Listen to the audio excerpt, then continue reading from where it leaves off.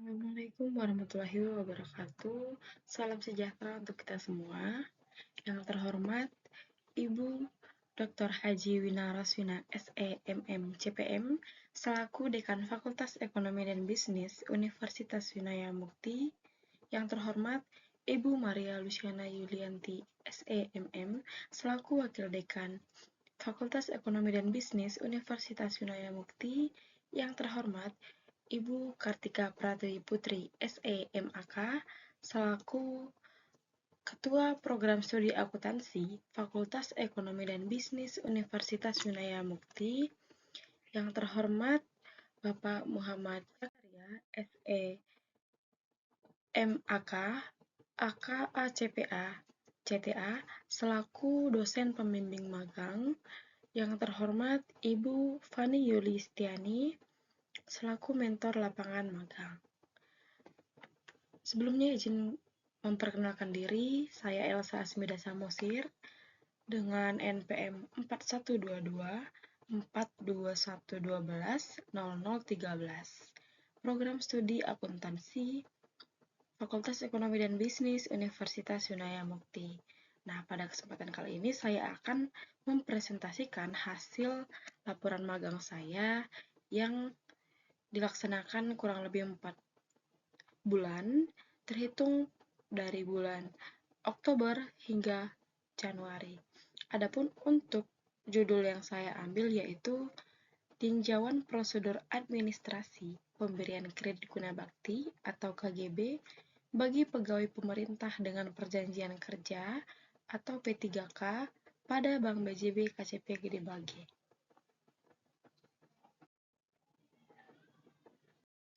Nah, untuk topik yang saya bahas ada 7. Yang pertama yaitu latar belakang, kajian pustaka, profil perusahaan, aktivitas magang, pembahasan, kesimpulan dan saran, dan yang terakhir ialah refleksi diri. Nah, untuk topik pertama yaitu latar belakang. Kredit Guna Bakti menjadi kredit unggulan Bank BJB karena kredit ini banyak diminati masyarakat, khususnya kalangan pegawai PNS dan P3K, yang penyaluran gajinya disalurkan melalui Bank BJB, sehingga proses pembayaran angsuran dilakukan secara auto-debit tiap bulannya. Nah, hal tersebut membuat debitur tidak merasa memiliki kredit karena mereka tidak merasa membayar langsung angsurannya kepada Bank BJB. Selain itu, kredit ini juga banyak diminati karena proses persyaratan permohonan kredit yang mudah. Pada tahun 2022, pemerintah Kabupaten Subang pertama kalinya melaksanakan pelantikan bagi P3K yang lulus dalam tahap seleksi pengangkatan P3K. Setelah pelantikan tersebut, P3K telah resmi mendapatkan surat keterangan atau SK pengangkatan, sehingga P3K memiliki hak untuk melakukan pengajuan fasilitas kredit guna bakti kepada Bank BJB sama seperti pegawai ASN lainnya. Nah, dalam kegiatan pemberian kredit, pihak bank harus memberikan kredit sesuai dengan prosedur yang telah ditetapkan, karena pemberian kredit ini sangat berpengaruh terhadap kesehatan dan kelangsungan usaha bank. Sedangkan bagi calon debitur sendiri, terlebih dahulu harus mengetahui dan memahami prosedur pemberian kredit, agar proses pemberian kredit berjalan dengan lancar dan tidak ada pihak yang dirugikan. Namun, pada faktanya, banyak calon debitur, khususnya P3K, yang masih merasa kebingungan dan belum memahami mengenai prosedur pengajuan kredit guna bakti kepada Bank BJB. Hal ini disebabkan karena P3K baru pertama kali melakukan peminjaman kredit kepada Bank BJB, berbeda dengan PNS yang telah lama memperoleh fasilitas kredit guna bakti dan sering melakukan top up kredit tersebut. Selain itu, P3K yang kurang mampu memahami prosedur pengajuan kredit guna bakti dan juga disebabkan oleh terbatasnya petugas kredit sehingga menyebabkan kurangnya sosialisasi atau proses pengenalan kredit guna bakti dari pihak bank kepada P3K, karena sosialisasi tersebut hanya dilakukan ketika diadakannya kegiatan pelantikan dan pemberian SK untuk P3K. Nah, untuk topik yang kedua yaitu kajian pustaka. Nah, di sini ada pengertian bank. Bank merupakan lembaga keuangan yang menerima giro, tabungan, dan banyak jenis simpanan lainnya. Selain itu, masyarakat dapat mengajukan pinjaman dan kredit di bank. Nah, bank juga disebut sebagai tempat pertukaran uang, transfer uang, atau menerima segala bentuk simpanan dan pembayaran, termasuk tagihan air dan listrik. Lalu di sini ada pengertian kredit. Kredit merupakan suatu kemampuan untuk melaksanakan suatu pembelian atau mengadakan suatu pinjaman dengan suatu janji. Pembayaran akan dilaksanakan pada jangka waktu yang telah disepakati. Lalu ada jenis-jenis kredit berdasarkan jaminannya. Yang pertama, kredit tanpa jaminan atau kredit blanko. Ialah pemberian kredit dengan tanpa jaminan material atau agunan fisik. Pemberian kredit ini sangat efektif yang ditujukan untuk nasabah besar yang telah teruji bonaviditas, kejujuran, dan ketaatannya, baik dalam transaksi perbankan maupun oleh kegiatan usaha yang dijalaninya. Nah, yang kedua ada kredit jaminan. Ialah kredit untuk debitur yang didasarkan dari keyakinan atas dasar kemampuan debitur dan adanya agunan atau jaminan berupa fisik, kolateral sebagai jaminan tambahan. Nah, jenis-jenis kredit berdasarkan jangka waktu. Ada 3. Yang pertama, kredit jangka pendek. Ialah kredit yang berjangka waktu maksimal 1 tahun. Bentuknya berupa kredit rekening koran, kredit penjualan, kredit wesel, dan kredit pembeli, serta kredit modal kerja. Yang kedua ada kredit jangka menengah. Ialah kredit yang antara 1 tahun ialah kredit yang jangka waktu antara 1 tahun sampai dengan 3 tahun. Nah, yang ketiga ialah kredit jangka panjang. Ialah kredit yang memiliki jangka waktu lebih dari 3 tahun.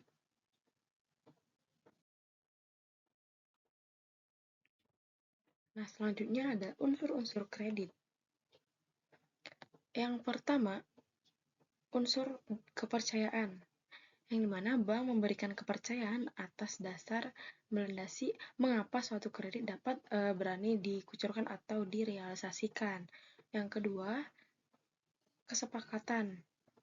Nah, kesepakatan ini berada dalam suatu akad kredit dan ditandatangani oleh kedua belah pihak sebelum kredit dikucurkan atau direalisasikan. Yang ketiga, jangka waktu. Dari jangka waktu yang telah disepakati bersama mengenai dari pemberian kredit oleh pihak bank dan pelunasan kredit oleh pihak debitur. Yang keempat, resiko.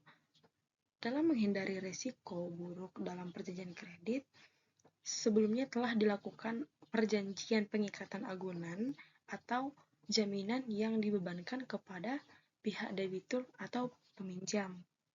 Nah, yang terakhir ada prestasi. Yang dimana prestasi di sini yang dimaksud ialah objek yang berupa bunga atau imbalan yang telah disepakati oleh bank dan debitur. Nah, selanjutnya ada prinsip-prinsip kredit. Di sini ada 6 prinsip kredit. Yang pertama dilihat dari karakter kepribadian atau watak. Yang kedua, capacity atau kemampuan. Dilihat dari kapital atau modal. Selanjutnya, collateral atau jaminan. Condition of economic atau kondisi ekonomi. Dan yang terakhir ialah constraint atau batasan atau hambatan. Nah, untuk topik yang ketiga yaitu profil perusahaan. Di sini ada visi dan misi dari perusahaan Bank BJB KCP Gede Bage. yang dimana dengan visi menjadi bank pilihan utama Anda dan dengan misi yaitu salah satu sumber pendapatan asli daerah, menjadi partner utama pemerintah daerah dalam pengelola keuangan, memberikan layanan terbaik kepada nasabah, memberikan manfaat terbaik dan berkelanjutan kepada stakeholders, meningkatkan inklusi keuangan kepada masyarakat melalui digitalisasi perbankan. Nah, selanjutnya ada struktur organisasi dari Bank BCB KCP dibagi, yang dimana terdiri dari pimpinan KCP, supervisor, dan operasional. Nah, untuk di bagian operasional ada admin kredit, admin dan jasa, teller, dan customer service atau CS. Nah, untuk di bagian bisnis ada account officer, collecting, dan marketing. Nah, untuk slide selanjutnya yaitu terkait bidang usaha atau kegiatan utama dari Bank BJB KCB Gede Bage. Seperti yang kita ketahui bahwa Bank BJB ini bergerak di bidang usaha perbankan, di mana berfungsi untuk menghimpun dana masyarakat, menyalurkan dana masyarakat, dan menyediakan layanan jasa bank. Yang dimana dalam menjalankan fungsi-fungsinya, bank melakukan kegiatan-kegiatan seperti yang pertama, penghimpunan dana. Nah, dilihat dari regular saving atau tabungan regular, itu ada produk BCB Tanda Mata, Simpeda, BCB Tanda Mata Gold, Tabunganku, BCB Tanda Mata Purna Bakti, dan BCB Tanda Mata My First. Nah, dilihat dari customer saving, yaitu ada BCB Tanda Mata Bisnis, BCB Tanda Mata Berjangka, dan Giro dan Deposito. Itu kegiatan yang kedua itu pemindahan dana, yaitu menyediakan layanan jasa seperti transfer uang antar daerah guna kepentingan nasabah. Nah, untuk contoh pemindahan dana dari Bank BJB, yaitu ada EDC Bank BJB atau edisi Bank BJB. Nah, BJB EDC Mobile merupakan salah satu produk elektronik channel yang dimiliki oleh Bank BJB. Bertujuan untuk memberikan kemudahan bagi nasabah melakukan transaksi-transaksi perbankan, pembayaran dan pembelian secara online, baik tunai maupun non-tunai. Nah, yang kedua ada BJB Digi atau BJB Net dan BJB SMS. Yang dimana BJB Digi ini adalah aplikasi berbasis sistem operasi yang digunakan untuk mengakses berbagai macam layanan perbankan elektronik dan digital milik BJB seperti BJB Net, BJB SMS, dan BJB DigiCash. Nah, untuk kegiatan yang ketiga yaitu pemberian kredit, yaitu menyalurkan kredit dalam berbagai bentuk produk seperti pembelian motor, pembelian mobil, hingga pembelian rumah. Nah, untuk contoh pemberian kreditnya, untuk contoh kredit dari Bank BJB itu sendiri yaitu ada kredit Guna Bakti atau KGB, kredit Pra Purna Bakti atau KPPB, lalu ada kredit Purna Bakti atau KPB, dan ada BJBKP dan BJB Mikro Utama.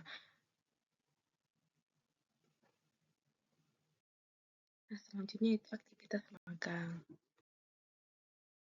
Nah, ini penulis melakukan aktivitas magang kurang lebih dari 4 bulan, yaitu untuk aktivitasnya sendiri, membuat buku register, pelayanan nasabah SI, standing introduction, dan deposito, membantu ubah data nasabah di web BJB DPLK, approve perubahan data nasabah di web BJB DPLK, input nomor kartu ATM ke Microsoft Excel, membuat memo slip, menginput data nasabah melalui Amola, DHN, dan Disdukcapil, memeriksa kesesuaian data Tunkin,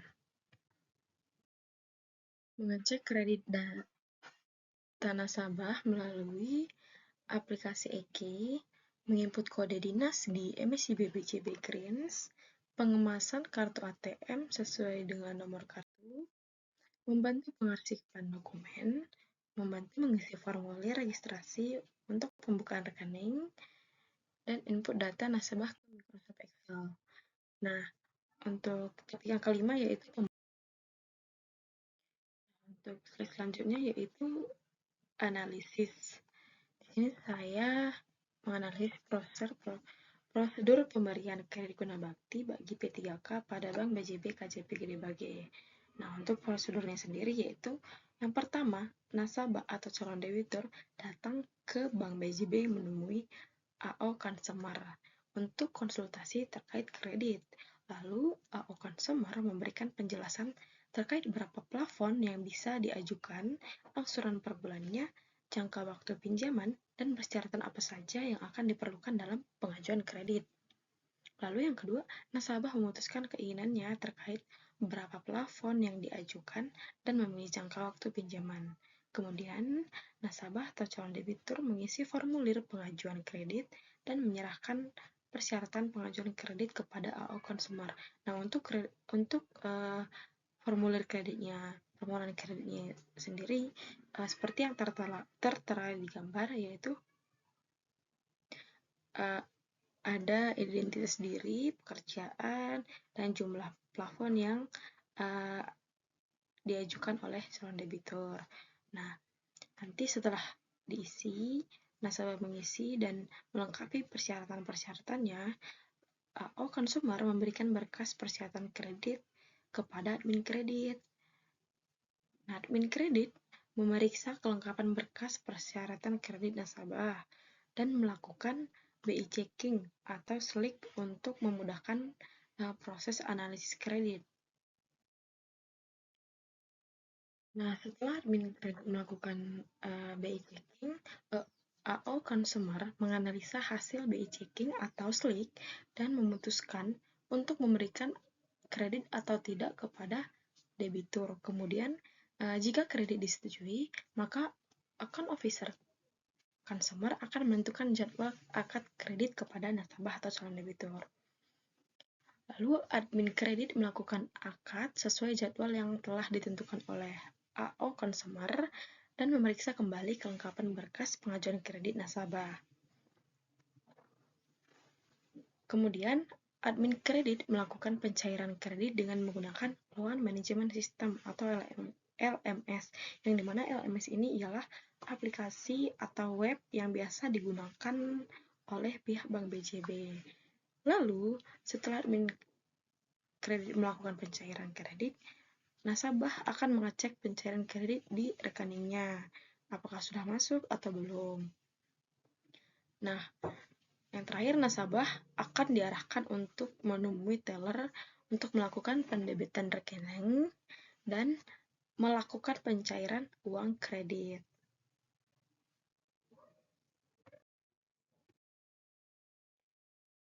Yang selanjutnya yaitu hambatan dan solusi dalam prosedur pemberian kredit guna bakti. Yang pertama, dilihat dari hambatannya. Di sini Bank BJB KCP Gede Bage di dalam memberikan pinjaman masih terdapat hambatan, terutama hambatan dalam kelengkapan administrasi yang harus dipenuhi oleh calon debitur. Nah, kendala yang dihadapi tersebut seperti tidak memiliki dokumen pendukung atas jaminan yang diajukan. Contohnya, SK yang kurang lengkap, debitur pindah tugas, debitur pensiun dini, nasabah berhalangan datang, atau tidak datang salah satu nasabah, suami atau istrinya, dalam pencairan kredit. Jadi, kalau semisal ada salah satu di antara nasabah, suami atau istrinya tidak hadir, jadi pencairan kredit itu tidak dapat diproses. Oleh sebab itu, kalau ingin pencairan kredit dapat diproses, harusnya nasabah kedua belah pihak harus menghadiri akad tersebut. Nah, selanjutnya yaitu solusi. Di sini pihak Bank BJB menjelaskan kepada nasabah harus melengkapi persyaratan yang belum lengkap. Karena persyaratan yang belum lengkap tidak akan bisa dicairkan kreditnya. Pihak Bank BJB melakukan konfirmasi kepada bendahara tempat debitur bekerja, baik itu yang lama maupun yang baru, untuk memberitahukan bahwa pegawai atau debitur masih mempunyai tunggakan kewajiban kepada pihak Bank BJB wilayah setempat. Nah, pihak Bank BJB melakukan konfirmasi ke kantor tempat debitur bekerja dan PT Taspen bahwa debitur yang bersangkutan masih mempunyai tunggakan kewajiban kepada Bank BJB. Maka dari itu, pihak bank meminta kepada PT Taspen untuk menyalurkan gaji pensiun debitur melalui Bank BJB. Nah, untuk topik yang keenam yaitu kesimpulan dan saran. Nah, untuk kesimpulannya, untuk setiap permohonan kredit nasabah harus mengisi formulir dan harus melengkapi persyaratan nasabah yang telah ditentukan. Pembayaran gaji yang dilakukan melalui Bank BJB, KCP Gede Bage, atau bisa melalui instansi lainnya. Harus ada kesanggupan dari supervisor perusahaan untuk melakukan pemotongan gaji secara tertib tiap bulan dan menyetorkan langsung ke Bank BJB. Lalu Bank BJB, KCP Gede Bage dalam memberikan pinjaman masih terdapat beberapa hambatan, terutama hambatan mengenai kelengkapan administrasi yang harus dipenuhi oleh calon debitur. Nah, untuk kendala yang dihadapi tersebut, seperti tidak memiliki dokumen pendukung atas jaminan yang diajukannya, contohnya seperti SK yang kurang lengkap, dan lain-lain. Lalu, prosedur pemberian kredit guna bakti yang dilakukan Bank BJB KCP Gede Bage sudah tersalurkan dengan efektif dan efisien. Para pegawai telah mengikuti prosedur yang sudah ditetapkan oleh PT Bank BJB KCP Gede Bage demi kelancaran dalam proses pemberian kredit. Nah, untuk caranya yaitu yang pertama bagi perusahaan meningkatkan layanan dalam proses kredit guna bakti menjadi salah satu hal yang harus dilakukan oleh Bank BJB KCP Gede Bage, mengingat produk kredit guna bakti tersebut menjadi produk unggulan di Bank BJB ini. Nah, peningkatan lain tersebut berguna untuk menjaga konsistensi pelayanan yang akan berujung pada meningkatnya kepuasan debitur yang melakukan pendanaan di Bank BJB KCP Gede Bage. Nah, bagi universitas, ada 3 poin. Yang pertama, pihak kampus diharapkan untuk menyampaikan penjelasan terkait informasi dan pelaksanaan magang, sehingga mahasiswa menyiapkan apa saja yang telah diinformasikan sebelumnya.